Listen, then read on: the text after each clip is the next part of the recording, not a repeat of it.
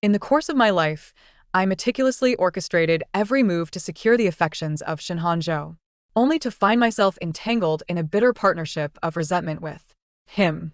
He devoted his love to the false heiress who had basked in my fortune and glory for over a decade. Thus, he harbored animosity towards me. He loathed me for causing his childhood sister to descend into madness. His disdain was further fueled by the myriad of transgressions I committed, leading to the utter ruin of the Shin family. Yet, in the end, it was he who knelt upon the jade steps, bartering his very life for my chance at survival. He spoke, "Jiang Yenyue, if only time could be reversed. I would rather have never extended my hand to you that day." When I opened my eyes once more, I found myself transported back to the year when I was first recognized by the minister's residence. Before me stood a man still in his youth, his features soft and gentle, Shen Hanzhou. "This time, I shall let you go." One.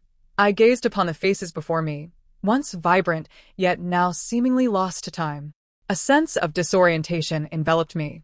My brothers, their expressions fraught with urgency, pressed me relentlessly. "Jiang Yenyue, where have you hidden Achan?" It dawned upon me that I had been reborn into this very moment. I had lured Jiang Chan out of the estate, employing a band of ruffians to orchestrate her fall from grace. Upon my return to the Jiang household, I consistently found myself at odds with Jiang Chan, both overtly and covertly. Everyone bore witness to this. Moreover, Jiang Chan's maid had emerged to identify me, accusing me of summoning her away. While I returned unscathed, Jiang Chan had vanished. The perpetrator was all too evident. In my previous life, I had adamantly claimed ignorance, asserting that I had merely accompanied Jiang Chan on an outing, only to have her go missing. By the time she was located, not only had she lost her virtue, but the trauma had rendered her mentally deranged. I never perceived my actions as erroneous. After all, Jiang Chan had basked in luxury all these years by usurping my rightful place. I merely reclaimed what was mine. What fault lay in that? In my youth, I had been abducted by enemies, and in an effort to spare my mother from heartache, a baby girl had been brought in to take my place. Later, my captors informed my mother that I had been discarded after their theft, destined for reincarnation. My mother, heartbroken, fell into a decline and eventually passed away. Meanwhile, I had been rescued by a couple, only to be sold to a wealthy family along with my jade tablet inscribed with a character for yen when I was 6. Due to my foster father's gambling addiction and my foster mother's frailty, I spent many years as a maid in the Zhang household, only for it to be obliterated by some unknown powerful entity. During a famine, I found refuge with a benevolent family distributing rice. The young lady of that house was not only stunning but possessed an elegance and grace, coupled with a compassionate heart, as she personally engaged in charity outside the city. She was Jiang Chan. Her nurse recognized me almost instantly, for I bore an uncanny resemblance to the late mistress, compounded by the jade tablet I had retained since childhood. It was then I realized that I was no mere maid, Xue Xiaoyan, but the legitimate daughter of the minister's household, Jiang Yenyue. While my father and brothers harbored feelings of guilt towards me, we were not closely acquainted. Their primary concern always remained Jiang Chan naturally. This troubled me deeply. The only one who discerned my true identity was Shen Hanzhou. On the day of my return, while everyone fretted over whether Jiang Chan would be upset, he approached me, extending his hand. "So this is little sister Awa? Truly as adorable as I imagined." It was perhaps at that moment that the seeds of obsession began to take root in my heart. 2. In my past life, after Jiang Chan was retrieved, I was still immersed in the joy of my impending union with Shen Hanzhou. Little did I expect that it was Jiang Chan he sought to marry. My vision blurred with rage, and I found myself questioning whether it was I who had gone mad, or Shen Hanzhou. Jiang Chan had already lost her purity. Even if he wished to marry her, the Jiang family would never permit it. Why, amidst the storm of scandal, did he still desire to wed her? Thus, I resorted to drugging Shen Hanzhou, shedding my garments to lie beside him, and framed him for this scandalous affair. I coerced him into marrying me. Yet, after our nuptials, he never once set foot in my courtyard. It became painfully clear that his heart had always belonged to Jiang Chan, even in her sullied state, even in her madness. I could never compete with her. In a bid to absolve myself of the suspicion of having wronged Jiang Chan, I conspired with assassins from the Tianji Pavilion, intending to eliminate the bandits. However, Years later, the Tianji pavilion colluded with foreign powers, and the flames of chaos followed me, engulfing the Shun household. To my astonishment, Shun Hanzhou, alongside my brothers, knelt on the jade steps of the imperial palace, taking upon themselves all blame. The male heirs of the Jiang and Shin families were sentenced to execution, while the women were relegated to servitude. My final encounter with Shun Hanzhou took place within the confines of a prison. In a frenzy, I demanded of him, "Why save me when you harbor hatred for me? Wouldn't it be more prudent to expose me and quell the emperor's wrath? Why save me, Shun Hanzhou? Tell me, did you ever love me?" Despite his disheveled state, he smiled, gazing at me with a profound compassion. "Do you know why Achan lost her sanity?" I stared at him, stunned. Of course I knew. No one understood better than I. Yet he continued, "After she was abducted, her maid shielded her from the assailants, buying her time to escape. But she returned, believing you were still there." His words struck me like a thunderbolt. "She thought you remained there. She returned to save you, even sacrificing her own dignity. You believed you had orchestrated it all without a trace, yet you failed to consider that one of the bandits survived, and he implicated you." Achan, traumatized, became as innocent as a 6-year-old child. My proposal to marry her was to atone for my sins, as well as for yours. I shook my head in numb disbelief. "No, that cannot be. You must be lying."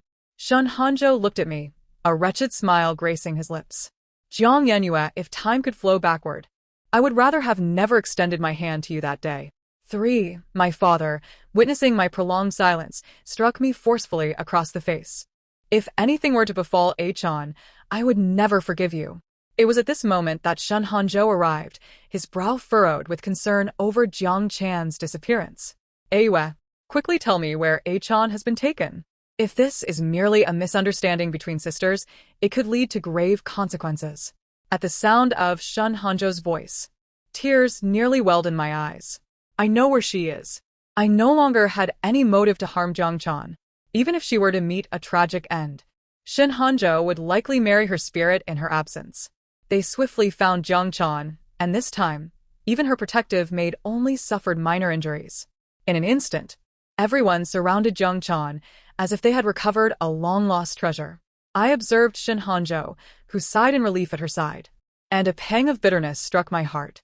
"Shun Hanzhou, if I were to relinquish my infatuation with you, could you perhaps live a long and prosperous life in this lifetime?" The first to notice my gaze was Jiang Chan. She rushed towards me, her voice filled with trepidation. "Ayue, thank goodness you returned in time to alert the household. Otherwise, I would have faced dire consequences." Upon hearing her words, a hush fell over the crowd. My brothers and Shun Hanzhou wore expressions of remorse, as if regretting having wronged me so easily, momentarily at a loss for words. Jiang Chan, noticing their reactions, hurried to clarify that we had planned to visit the temple together, only to encounter the ruffians. Thankfully, I had been quick-witted and saved her. Her earnest insistence drew laughter from me, startling everyone. Yet as I laughed, my vision blurred. What a fool she was! Unaware of how close she had come to a fate far worse than death, while fervently defending her tormentor. In both this life and the last, I had succumbed to the folly of such a foolish woman. For several days, I remained cloistered within my chambers. My brothers assumed I was merely sulking due to the grievances I had suffered, sending numerous gifts to my quarters. In my previous life, I had exerted every effort to integrate into their lives, yet had never received such treatment. It seemed that merely saving Jiang Chan was enough to win their favor. My elder brother even sent me intricately crafted trinkets, including a lifelike goose with outstretched wings. I offered a perfunctory expression of gratitude. My brother, scratching his nose awkwardly, remarked that I had been excessively docile of late. I couldn't help but scoff internally. It was not mere boasting on my part. If I were to seek employment, not even a second coffin would be in your grasp. Shortly thereafter, the Grand Princess sent invitations to various households, beckoning them to a flower-viewing banquet. Such gatherings have always served as splendid opportunities for forging connections and kinships. Beside me, Jiang Chan chattered incessantly, while I discreetly observed the aristocrats and nobles around us. The current emperor has 3 sons, the crown prince, the 3rd prince, and the 7th prince. Among them, only the 7th prince remains unmarried. He has been bestowed the title of Prince Ning and is soon to embark on a journey to his fief. This flower-viewing banquet is likely organized in his honor. The seventh prince, Xiaozhi, possesses an exquisite appearance, bearing a striking resemblance to both genders and being of noble lineage. However, few reputable families in the capital are inclined to marry their daughters to him. This reluctance stems from the fact that his mother was the emperor's most beloved consort, yet her family, the Gu, became embroiled in a treasonous plot to usurp the throne. The emperor exterminated the entire Gu clan, sparing only Xiaozhi out of lingering affection for the past. Moreover, despite his handsome visage, the seventh prince is an unrepentant libertine, preoccupied with trivial pursuits, rendering him an unsuitable match. Thus, none would anticipate that he would ultimately ascend to the throne. I concocted an excuse to divert Jiang Chan, seeking a secluded spot, only to unexpectedly cross paths with Shen Hanzhou. The man before me had not yet acquired the gravitas of the years to come. He still bore a youthful innocence, yet his features remained as gentle as ever, unchanged through time. As a servant in the Zhang household during my childhood, I had overheard the affluent young masters say, "Love is born of pity. If someone begins to pity you, it signifies they are destined to fall in love with you." Consequently, I wished to evoke Shen Hanzhou's pity. Was I not deserving of it? After all, my loved ones had all been taken from me by Jiang Chan. Besides, while Jiang Chan was dignified, she lacked vivacity. I was far more amusing than she. Shen Hanzhou's gaze began to linger on me. I thought, as long as I have Shen Hanzhou, I could forego everyone else. But Shen Hanzhou is a good man. His pity is genuine, yet it entangles him with my tumultuous existence. Such a benevolent and compassionate soul should not meet such a fate. I spoke harshly to you before, and you have kept to yourself these days. Denying me the chance to apologize, he said. I recalled the heavy words he had uttered when he inquired about Jiang Chan. I thought to myself that he had been too lenient. I had always been the one to initiate conversation, but today, confronted with his sudden silence, Shen Hanzhou seemed unaccustomed and eventually said, "I plan to come and propose in a few days." My heart fluttered uncontrollably. So be it. I had already known the moment I relinquished my obsession. Everything must return to its rightful course. Very well, I replied. Shen Hanzhou's ears flushed crimson, yet I was too preoccupied to appreciate it, merely stating that my maid awaited me. Just as I concealed myself behind a rockery, striving to steady my emotions, a dagger stealthily pressed against my lower back. A low voice resounded behind me, belonging to Xiaozhi. "Miss Jiang, how bold you are to conspire with a tiger." "I have my own means, Your Highness. You need only decide whether you wish to collaborate with me," I retorted boldly, turning to deflect his dagger. Internally, I scoffed. Just you? At best, a mere rabbit in this moment. A few days prior, I had sent a letter to Xiaozhi, revealing that I knew the whereabouts of the person he sought. This individual was not only of interest to him but also to the Crown Prince and the Third Prince. Therefore, although Xiaozhi remained cautious, he dared not harm me outright. He could not afford to lose something so crucial. Xiaozhi's almond-shaped eyes narrowed slightly, the charm displayed during the flower banquet fading away, replaced by a steely determination reminiscent of the frail emperor from my past life. "What is it that you seek?" he inquired. "I know, Your Highness, that you are not a fish in the pond. I wager that you will prevail." Xiaozhi scoffed. "The Jiang family is aligned with the Third Prince. How can you be so certain I will win?" In truth, Shen Hanzhou had been correct in my past life. His aim was to rescue his own kin, and I happened to be among them, allowing my heart to grow overly sentimental. The demise of the Shen and Jiang families was a consequence of the Third Prince's failure to outmaneuver the Crown Prince. The Tianji Pavilion merely served as a catalyst. Thus, this time, I had aligned myself with a true power player, ensuring the Jiang and Xin families would not repeat their tragic fate. I refrained from answering Xiaozhi's question, instead stating, "You may choose not to believe me. To prevent me from revealing this information, you could easily kill me here. However, I dare say that I am the only one capable of leading you to that person. Should you slay me, you will undoubtedly regret it." I regarded him with a hint of provocation. Truly, a person who had died once spoke with a newfound confidence. Xiaozhi hesitated, lowering his lashes, as if deliberating. Interestingly, the last person I had seen in my previous life was Xiaozhi.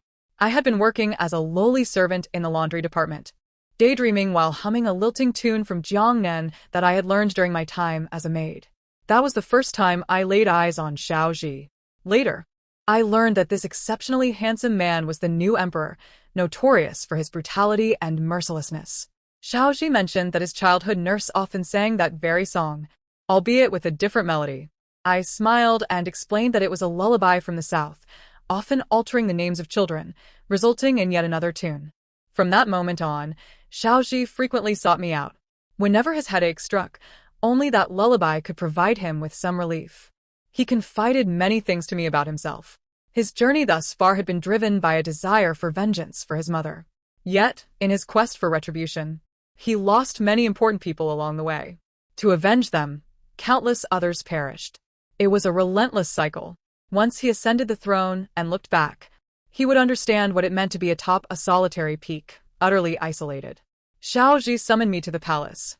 He did not demand much, simply wishing to hear me sing and to indulge in the overly sweet pastries I prepared for him. His days were numbered. Beneath his splendid garments lay a frail body. Yet, I did not anticipate my demise would occur even sooner than his.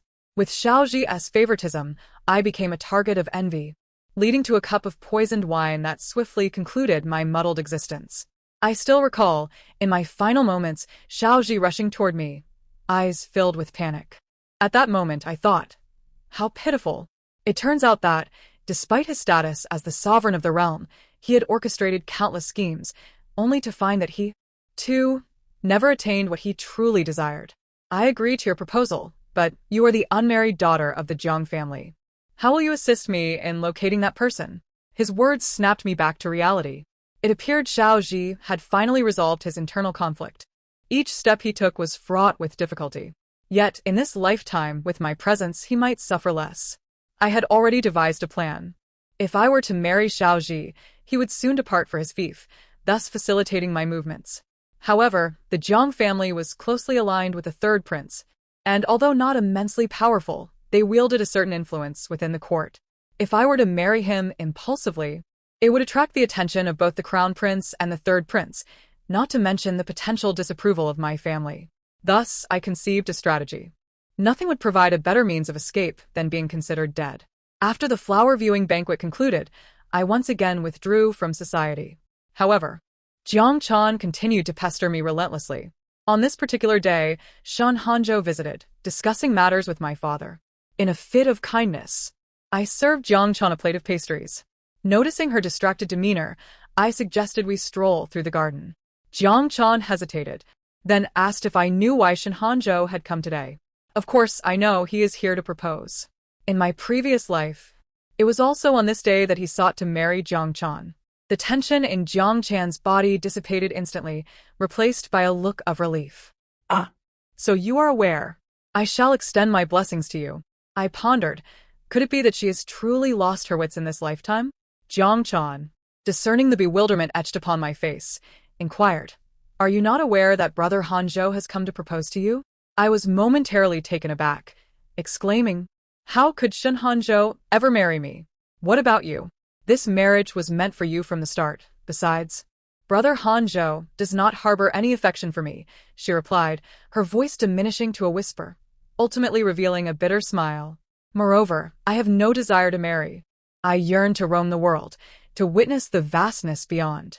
Her dejected demeanor incited a mix of anger and amusement within me. Jiang Chan, are you pitying me? Thinking that you are graciously relinquishing Shen Hanzhou to me? Huh?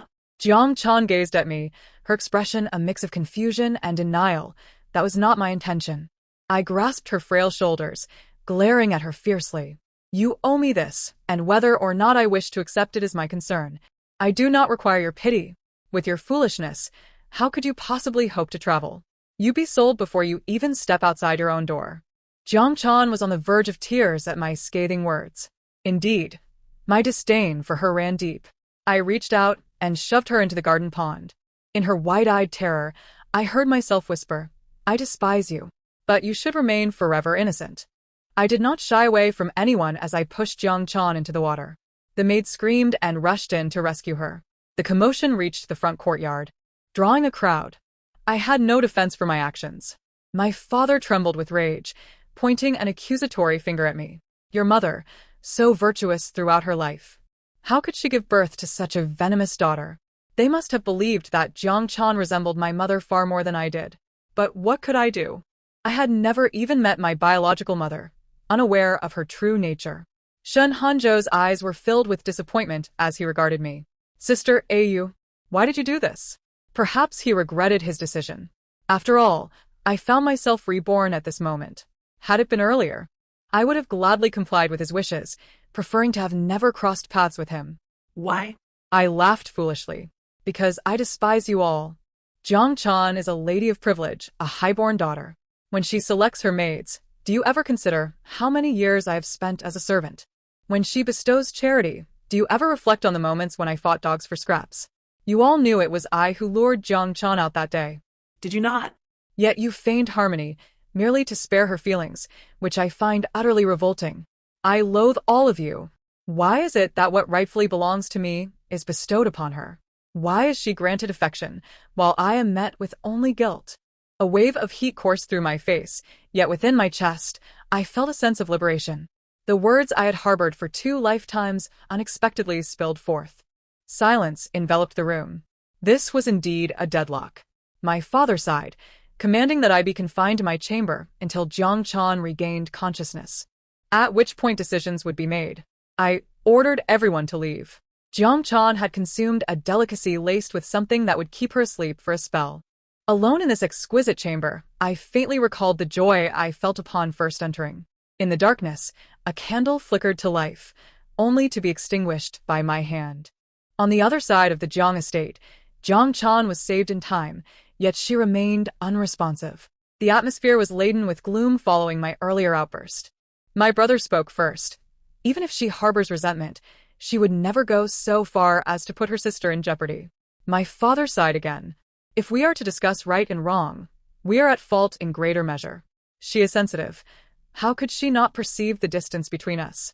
It is I who have wronged her, resulting in this rift between sisters. It was at this moment that Jiang Chan slowly awakened. The first words out of her mouth were, "Where is Yu?" My brother, torn between anger and concern, replied, "You still think of her? She certainly does not think of you." Jiang Chan, however, burst into tears. "No, you must have her reasons.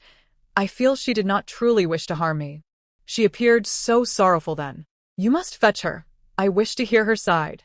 My brother, exasperated, placed his head in his hands.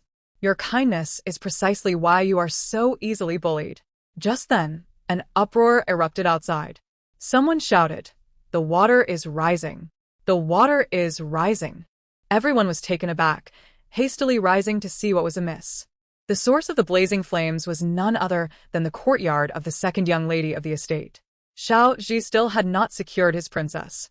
Yet he was an uncherished royal, and just days prior, he had incurred the emperor's displeasure, suspecting he was deliberately delaying marriage to remain in the capital.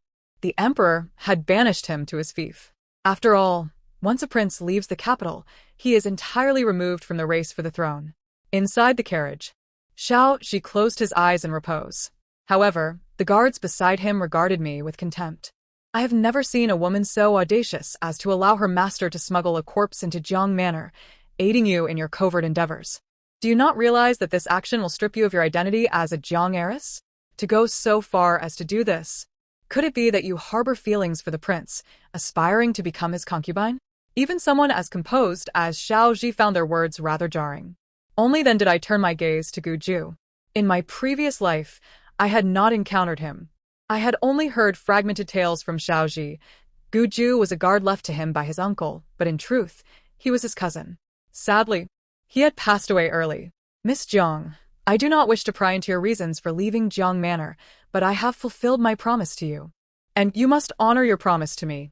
Shao Ji opened his eyes slowly, a glimmer of coldness flashing within. Yet I waved my hand dismissively, unperturbed. Of course. Let us go fetch her now. I led Shao Ji to a rural field, twisting and turning, having taken the wrong path several times. Gu Ju was infuriated, nearly drawing his sword, accusing me of leading them astray. At that moment, a dilapidated thatched cottage came into view. I pointed it out to Shao Ji, signaling for him to knock. An elderly woman opened the door. Her appearance was grotesque, with much of her face disfigured, her eyes clouded and vacant. Yet upon seeing her, Xiaozhi froze, tears nearly spilling forth. He softly called, "Grandma One." The old woman seemed oblivious, showing no recognition of the name. However, when her murky gaze fell upon me, there was a fleeting moment of clarity. Her voice was hoarse yet warm. "Is that you, Yen?" Grandma Wen was someone I had known during my time as a maid in the Zhang residence. Back then, we did not refer to her as Grandma Wen, but rather as the ugly old woman. She was not only unattractive but often seemed to be of unsound mind. The steward, feeling pity for her, had begrudgingly provided her with a place to stay, assigning her menial tasks while keeping her away from the noble guests. I was the youngest when I entered the manor. Though my adoptive parents did not treat me poorly, I longed for home. The ugly old woman was the one who cared for me the most. There were moments when she would gaze at me with fleeting lucidity. She recounted how she once had a little master who would cry through the night, and she would sing to soothe him. During my time as a maid in the Central Plains, I had never heard the tunes of Jiangnan. It was she who taught me. The sweet pastries that could melt one's heart were also her creation. She claimed they were the favorite of her little master. Eventually, the household dispersed, and during my flight, I lost her. In her previous life, Xiaozhi relentlessly sought her, yet the disfigurement of the ugly old woman, with half of her face ruined and the 2 red moles on her hand scorched away to conceal her identity, made her elusive. Coupled with the escalating severity of her madness, finding her proved to be an arduous task. By the time Xiaozhi finally located her, she was in the throes of insanity, with mere days left to live. Of course, Xiaozhi was not the only one in pursuit of her. Following the palace coup, Granny Wen had narrowly escaped with her life, clutching evidence implicating the current empress in the treachery against Xiaozhi's mother. Thus, everyone sought her out, either for proof or to silence her. Eventually, Xiaozhi leveraged this evidence to vindicate his mother, orchestrating a remarkable turnaround. He brought Granny Wen back home. As night fell, I illuminated the corridor with the light from my room, gesturing with the newly sewn knee pads. After all, having once been a maid, I still possessed the foundational skills. Yet, after 2 lifetimes of living in a manner untouched by the simplest tasks, my hands had grown clumsy, resulting in knee pads that were crooked and unappealing. Xiaozhi's father was hardly a commendable figure, abandoning his son in such a harsh environment. Nevertheless, in this life, I hoped for Xiaozhi to remain on the throne a while longer. I could not allow him to be burdened with a host of ailments. When Xiaozhi emerged from the room, his eyes were red-rimmed. In the past, I had only seen him in a state of languor, unaware that his youthful spirit could also radiate such vitality. Granny Wen failed to recognize Xiaozhi, likely due to the stark contrast between his present self and the young master she remembered. However, she was not beyond redemption. One day, she would recall. I once heard Granny recount her experiences in the palace, which is how I learned of her identity and your affairs. I fabricated to Xiaozhi. He would likely never realize that all he had shared with me had been divulged straight from his own lips. Fortunately, with Granny Wen present, the situation was deftly resolved. Gu Ju's expression shifted dramatically. He understood better than anyone the significance of Granny Wen to Xiaozhi. "Miss Jiang, I sincerely apologize for any offenses I may have caused. I hope you can overlook my transgressions." I suppressed a smile, responding with magnanimity. Alas, after such a long journey, my body aches. How I long for a warm bath. Gu Ju immediately grasped my unspoken request and hurried to fetch water. Under the ethereal moonlight, I leaned against the wall, observing Xiaozhi's somewhat solitary figure, and began to hum a tune from Jiangnan. After a considerable pause, he softly uttered, "Thank you." His words drifted away like whispers in the wind. In the provincial capital, power was divided, and Xiaozhi, this prince, held nothing more than an empty title. Even a formidable dragon cannot suppress a local snake, let alone an uncherished prince. In his previous life, Xiaozhi endured considerable hardships before he stirred the murky waters of his fiefdom. During my self-imposed seclusion, I diligently recalled significant events that had transpired in recent years. Fluctuations in grain prices and land values would inevitably be influenced by these major occurrences. Armed with such knowledge, how could one despair of profits? When opportunities arise, who would not wish to partake? When others perceive your utility, invitations will naturally follow. Before long, Shaoji had established amicable relations with the provincial officials. Another winter arrived, with heavy snow blanketing the bamboo outside. Dressed in a newly tailored black fox fur cloak, he leaned over his desk, his nimble fingers gliding gracefully across the paper. Finally, unable to endure my gaze any longer, he looked up and asked, "How long do you wish to observe?" Each time I beheld him in this refined demeanor, I could not resist teasing him. "Your Highness is quite handsome. Why not allow others to admire you? I heard that many women in the capital were eager to catch a glimpse of your Highness, even to the point of injury." His ears flushed crimson, and I sensed that he felt somewhat sullied by the reputation of a dandy in the capital. After a prolonged silence, he managed to utter something nonsensical. "No women came to see me. That is mere fabrication. Even if they did, I had no interest in them." I offered a perfunctory response, though my thoughts wandered far. At this juncture in his past life, an incident of great import occurred due to Shaoji's beauty. The commander, Zhou Emo, had an affinity for charming individuals, regardless of gender. In his previous life, Shaoji had submitted to him, thereby breaking through the ironclad barriers of his territory. The image of that frail figure resurfaced in my mind.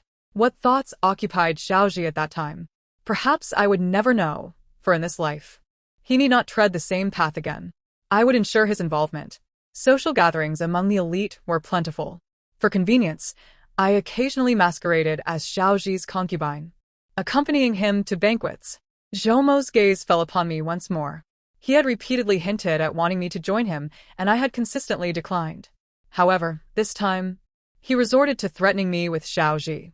Prince Ning thrives in his fief. The two in the capital are at odds, and they surely wouldn't wish for a mantis to catch a cicada, only to find a yellow bird lurking behind. Once the banquet concluded, Zhou Emo seized my arm. Shaoji grasped my hand, his intense gaze fixed on Zhou Emo. Yet, Zhou Emo remained undaunted. "Is His Highness so petty? Miss Yen has consented. Why won't you let her go?" I obediently nodded, stealthily passing him my handkerchief amidst Shaoji's astonishment. Zhou Emo, growing impatient, insisted that I return to his residence first. He presumed my reluctance stemmed from modesty. "Shaoji, that young fool, knows nothing of tenderness. This little bird of yours will inevitably find solace in my embrace. With me, you will naturally enjoy immeasurable wealth and splendor. Shaoji possesses nothing but a pretty face and some cunning."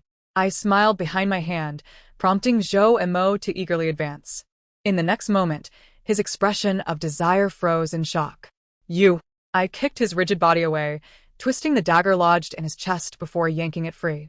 Zhou Emo collapsed, blood splattering across my face. I spat upon him, a smirk gracing my lips. Truly, he was a vile creature. Even his blood reeked. Jumontak. A ruffian by nature, acted with arrogance and had made numerous enemies, yet he remained blissfully unaware of his fate. He had no inkling that he was the one to be eliminated. Shaoji stood outside, his guards having surrounded the area completely. "Zhou Emo is dead. Your Highness may now install your own people. Surely, the magistrate will not refuse such a request."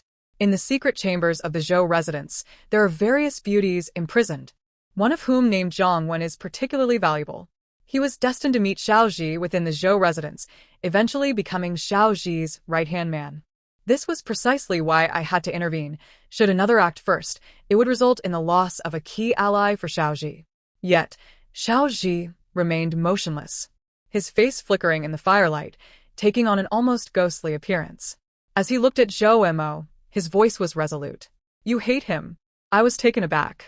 Upon returning home, I was seized by a fever, and in the surreal landscape of my dreams, I saw Shaoji relentlessly interrogating me.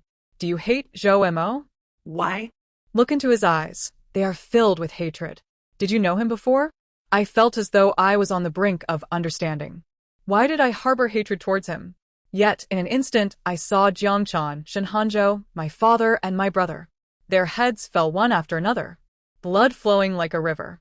In the liminal space between sleep and wakefulness, someone tirelessly wiped my face. He murmured softly, "What could possibly warrant such an extreme?"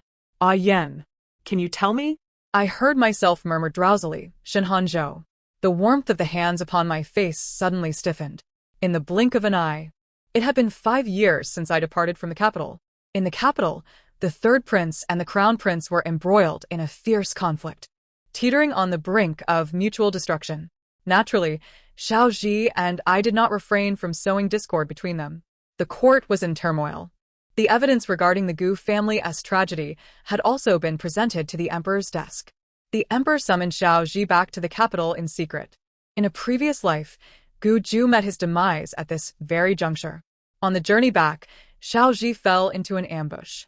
Though Gu Ju was exceptionally skilled in martial arts, he took a blade meant for Xiao Ji and did not receive timely medical attention.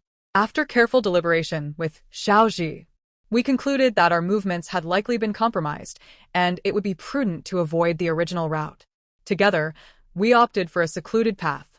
Gu Ju led a contingent of elite soldiers along an alternate route, feigning to escort Xiao Ji. However, we were caught off guard once again. Thankfully, the number of their soldiers on the smaller path was minimal. Yet, in an effort to protect me, Xiao Ji sustained an arrow wound.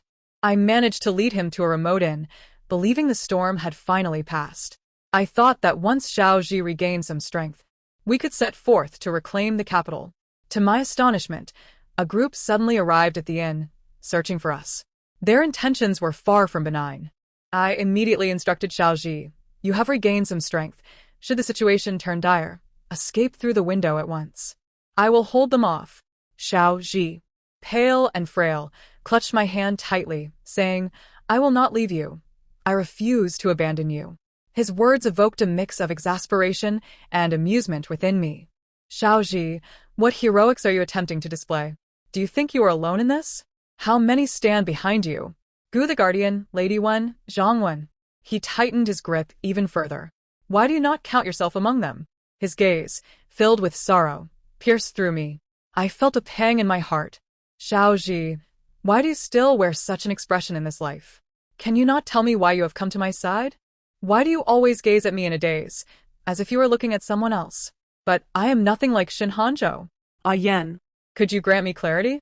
I covered his mouth, feeling helpless. "I had no idea you could be so clingy and petulant. How could someone as perceptive as Xiao Ji not see through my unusual demeanor?" I sighed, resting my forehead against his, lowering my voice. "Once you ascend the throne, I shall reveal everything. I believe you will triumph. You did so 5 years ago, and I have faith you will do so again." Just then, a forceful knock echoed on the frail door of the inn. I rose, donned my veil, and opened the door, my palms slightly damp with sweat as I forced myself to remain composed. When I lifted my gaze, I found myself staring into a pair of eyes that were achingly familiar. It was Shinhanzhou. Upon seeing me, Shinhanzhou froze in place. After several years apart, encountering his visage felt as if I had crossed into another realm. His presence indicated that the third prince was behind this. I furrowed my brows, swiftly devising a strategy. "May I inquire about the purpose of your visit, esteemed sirs?" If it were merely a matter of resemblance, how could his voice echo my own so closely? Shinhano trembled as he reached for my veil. The moment his fingers brushed against me, I recoiled in shock, turning my head away. When I faced him again, my eyes brimmed with indignation. "What is the meaning of this, sir? I am but a virtuous lady. I cannot endure such reckless actions." A few of his attendants frowned, ready to advance, but Shinhanzhou halted them. "Forgive me, it was my rudeness, but this lady bears a striking resemblance to a dear friend of mine." Of course, she bore that resemblance. Might I be permitted a glimpse of a lady? I furrowed my brows and quickly interrupted. "Are you asking me to lower my veil now, only to demand more of me later? I may be but a frail woman, yet I cannot be deceived by flimsy excuses. My reputation cannot be so easily tarnished." That lifeless figure in the mansion had been chosen to match my stature. Despite being charred like coal, she adorned the jewels and ornaments I typically wore. Even that jade plaque inscribed with the character for Yen was upon her. No one knew better than Shinhanzhou that his dear friend had long since passed. One attendant seized the opportunity. "We are here in search of someone. How could a lady be alone in such a place? Is there a man present?" I widened my eyes, tears streaming down my cheeks as I flung open the door. "My maidservant merely went to fetch water. If you do not believe me, feel free to search the premises. If you slander me, I might as well perish." My words struck a chord with Shinhanzhou, whose composure faltered as he dismissed his entourage. This place is of no significance. Let us search elsewhere. A heavy weight lifted from my heart. After all these years, he had not changed a bit. He remained as easily manipulated as ever. Shun Hanzhou now wore an expression of remorse, his cheeks tinged with crimson. A flicker of pain in his eyes. I apologize. It was only because the lady resembles a dear friend that I acted so thoughtlessly. I hope you can forgive me. I have missed her too much. Upon returning to the capital with Xiaoji, the tides turned dramatically.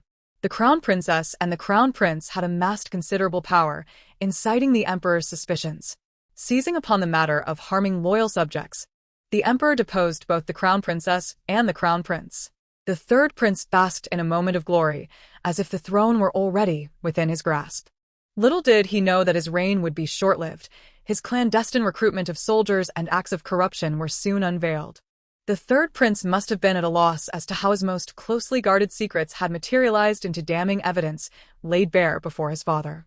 It was as though he had been stripped of all defenses, revealing truths he had not even fully comprehended. In a fit of rage, the emperor fell gravely ill.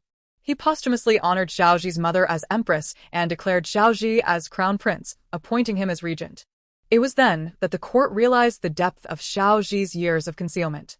The emperor's health deteriorated further, and upon investigation, it was discovered that he had been poisoned by his beloved third son, causing him to cough up blood. Before long, the emperor passed away. Xiaoji ascended the throne. Amidst the tumultuous upheaval and the shifting of power, the court was rife with trepidation, including the Jiang and Xun families. The new emperor conducted a thorough reckoning, bestowing rewards and punishments. As remnants of the third prince's faction, they were perpetually under the threat of an impending blade, uncertain of when it might fall. When I received the imperial decree and returned home, an inexplicable wave of anxiety washed over me. A sentiment I had never experienced even when I was first recognized by the minister's residence. Guilt and filial affection mattered little now. In my previous life, they had ultimately spared my life. It was time I repaid them. Upon my arrival, my father and brothers, along with Shun Hanzhou, stood at the entrance. When Shun Hanzhou looked at me, a flicker of astonishment crossed his face. You are. His shock was understandable, considering he had seen me in this guise just 2 months prior. Taking a deep breath, I removed my veil under their watchful eyes. Recently, Xiaoji had been exceedingly busy, not only managing state affairs, but also dealing with his anger. I inquired with genuine concern, "What has caused your distress, Your Highness?" He scoffed, flinging the documents he held onto the table. Over the years, he had grown taller, his demeanor imbued with a newfound seriousness. When he refrained from smiling, there was an undeniable air of authority about him. "I heard that after Shen Hanzhou saw you, he fell gravely ill. Now that he has recovered, he is petitioning the emperor to arrange a marriage between you two." I raised an eyebrow in surprise. So that was the cause of his ire. Oh. "Has your highness consented?"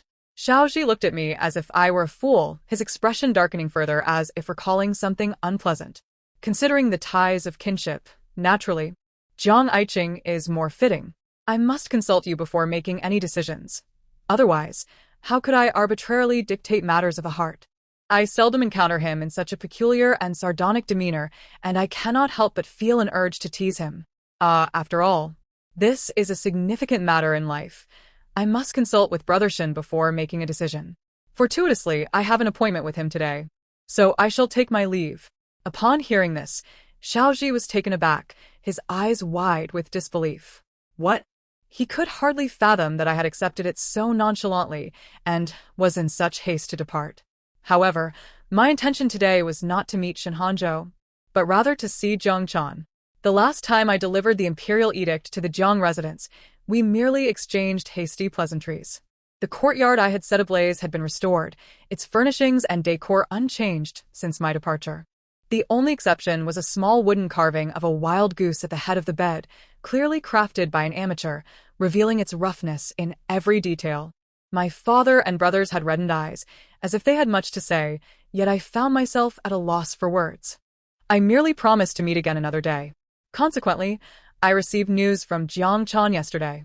This time, she truly intended to travel the world. I am sorry. Jiang Chan lowered her head, her eyelashes trembling softly. I was perplexed as to why she was apologizing to me. In truth, on the day you self-immolated, a part of me felt a strange sense of relief. My brow furrowed, nearly believing I had misheard. At that moment, I thought if you were dead, Brother Hanjo would marry me. But it was then that I realized Brother Hanjo's affections lay with you. Even in your absence, he would not marry me. I think I am beginning to comprehend the hatred you spoke of that day. It is this very sensation. After she spoke, a bittersweet smile emerged on her face. Yet it was more sorrowful than tears. The room fell silent, and she resembled a prisoner awaiting judgment, anticipating my decree. I had never imagined Jiang Chan harbored such thoughts. My body erupted into uncontrollable laughter, prompting the maidservants to believe I was on the verge of madness again. In truth, it was I who felt liberated. At last, I've caught you. I told you there was no way you could be as virtuous as they claim, as pure and flawless. Upon hearing this, Jiang Chan's face flushed a deep crimson, her hands awkwardly brushing against her cheeks, as if one more word from me would cause her to bash her head against the wall in shame. I'm so sorry. I truly am wicked. What must I do for you to forgive me? I was left speechless. Indeed, there was little to say to someone like her. I produced a jade tablet engraved with a wild goose and tossed it into her embrace. Jiang Chan stared at me in bewilderment. Didn't he say you were going to wander the world? You think you can traverse mountains and rivers with your useless maidservants and a few guards? I've assigned some individuals to discreetly protect you. Keep this tablet safe, and they will safeguard you should anything arise. Jiang Chan gazed at the jade tablet, her eyes sparkling, before leaping up to embrace me. Ayu, thank you for sending someone to protect me. You are so kind. The fragrance of magnolia wafted from her hair, lingering at the tip of my nose, refusing to dissipate. I pushed her away in disdain, letting out a cold laugh. Humph. It's merely because I fear for your safety. Otherwise, I would be the one searching for you. I believe this time I have truly conceded. Words, it seems, should not be carelessly spoken. I had painstakingly concocted a multitude of excuses to extricate myself from my father and brothers. Yet, upon exiting, I fortuitously encountered Shen Hanzhou. He was clad lightly, perhaps due to his recent illness, his complexion somewhat pallid. His inky hair was loosely gathered with a green jade hairpin, a few strands cascading down his neck, clearly indicating he had rushed here. For whom was evident. I lifted my gaze to the gently falling snowflakes and kindly cautioned. I have heard that Lord Shen has just recovered from a severe illness. You must take care of your health. Shen Hanzhou forced a smile. Thank you, Sister Ayu, for your concern. I nodded slightly, intending to leave when he called out to me. Ayu, if in this lifetime I were the first to remember everything, would our fate be different? I paused, feeling as though something within my chest was gradually collapsing. Yet it felt like a release. Shen Hanzhou was a moon that once illuminated my path. Alas, he was a full moon, leaving no space for me to intervene. I turned back to him. Shen Hanzhou, are we not already different? In this life, we had not become resentful partners, tormenting one another. The ones we cared for had not perished. Snowflakes landed on his long lashes, melting from his warmth before gently sliding away. Indeed, he replied, his expression unchanged, a smile gracing his lips, devoid of emotion. Shen Hanzhou thought of her love for the moonlight that bathed her, yet perhaps he had never truly loved the moon. Upon my return to the palace, I found Xiaoji pacing in the study. He caught sight of me from the corner of his eye, quickly seated himself, and pretended to read a book, entirely unaware that he was holding it upside down. He then seemingly casually inquired, "How did it go?" I nodded, responding, "Quite well. Everything has been made clear." Xiaoji leaped up in disbelief, staring at me. You truly reached an understanding?" I nodded again. Hadn't we come to an agreement? With Shen Hanzhou possessing memories of his past life, there was no need for further discussion between us. Even if I achieved nothing in this lifetime, the undeniable truth remained that a chasm had once existed between me and him, filled with Jiang Chan and countless lives lost.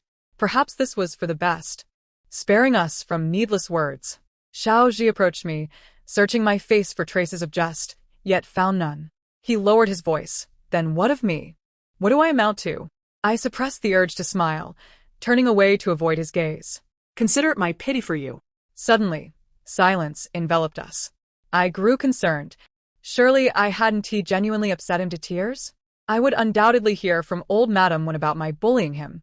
Yet, before I could turn back, a warm body pressed against me. On the palace tiles, our shadows intertwined, resembling both a tangle and a dance. Then why not pity me for a lifetime? At the beginning of this rebirth, I had contemplated whether to simply follow Jiang Chan's path and become a refined lady, striving to be virtuous. With my past memories, I certainly could have avoided the pitfalls of my previous life. Yet I did not. I chose a different path. Perhaps at that moment I already knew the answer. Epilogue 1. Recently, Xiaoji has been in good spirits, save for the occasional sighting of Shen Hanzhou, who inexplicably draws near him. Of course, he is not approaching Xiaoji, he is gravitating towards Jiang Yanyu. This, in turn, irks Xiaoji.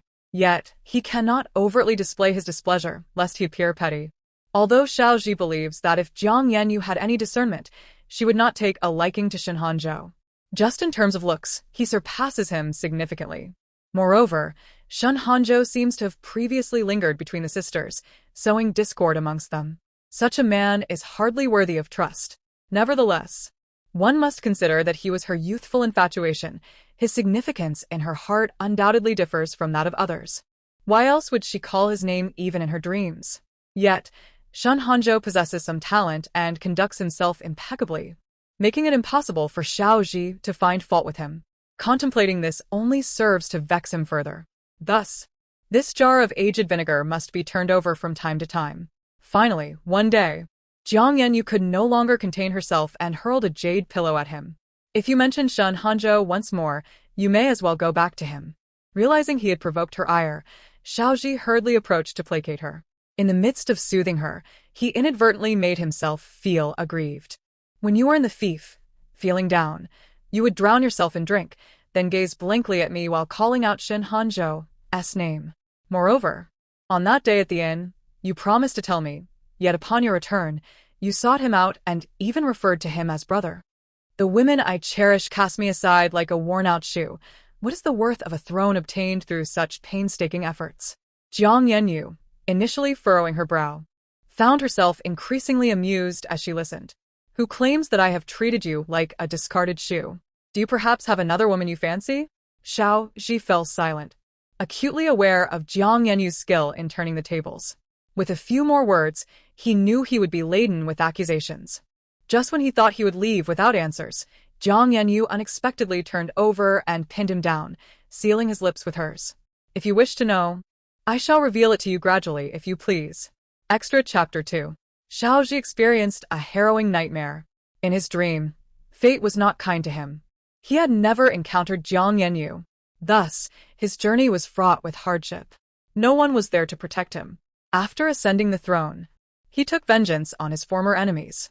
While people condemned him for his tyranny and folly, they simultaneously feared for their own lives. He remained indifferent. Finding satisfaction in their terror, it was only fitting that all should fear him. This way, those he cared for would not perish. After avenging himself, he was at a loss for his next course of action. Consequently, he aimlessly wandered the imperial palace, akin to a specter ensnared within its confining walls. In his youth, he had witnessed such individuals, referred to as the mad concubines of the cold palace. Xiaoji felt apathetic, accepting whatever fate awaited him. Perhaps reminiscing about the past, he suddenly heard a familiar melody that stirred his heart. In his childhood, he had basked in the affection of his father and mother, indulging in mischief. Only old Lady Wen could rein him in. Whenever she sang, he understood it was time for him to sleep. It is said that before death, one reflects on their entire life. Had the messengers of death come to claim him? Following the tune of that Jiangnan ballad, he did not encounter the Grim Reapers, but rather a woman. Her features were relaxed, her gaze devoid of luster, yet it was evident she had once been a beauty in her youth. She could sing that very song. Xiaoji visited her daily to hear her sing. That dilapidated and cramped palace became the sole place he felt at ease. Upon discovering his identity, the woman displayed neither surprise nor fear. It dawned on him that they belonged to the same ilk, accepting whatever fate bestowed upon them. Xiaoji took the initiative to investigate her background. TSK, TSK, TSK. Quite the nefarious character. Words failed to encapsulate it all. Yet, suddenly, her smile intruded upon his thoughts. He inquired how she learned that song, and as she lowered her head, a rare smile graced her usually expressionless face. It was taught to me by someone who treated me well when I was a maid. Did she also harbor regrets? Perhaps, had she remained merely a lowly maid, she might have found greater happiness. Xiao Zhi had always loathed those with malevolent intentions, yet he found himself sympathizing with her plight. As his health waned, he lacked the strength to traverse the palace merely to listen to her sing, so he summoned her to his side. If he were to pass unexpectedly, it would be comforting to have someone aware of his existence, wouldn't it? However, he never anticipated that she would depart before him. Indeed, he had never been able to safeguard anything. He approached her slowly, carefully wiping the blood from her lips. Then, he closed her still warm eyes. If there is a next life, may you be a wild goose soaring across the heavens. The end of the tale. Thank you for listening. Until we meet again in the next story.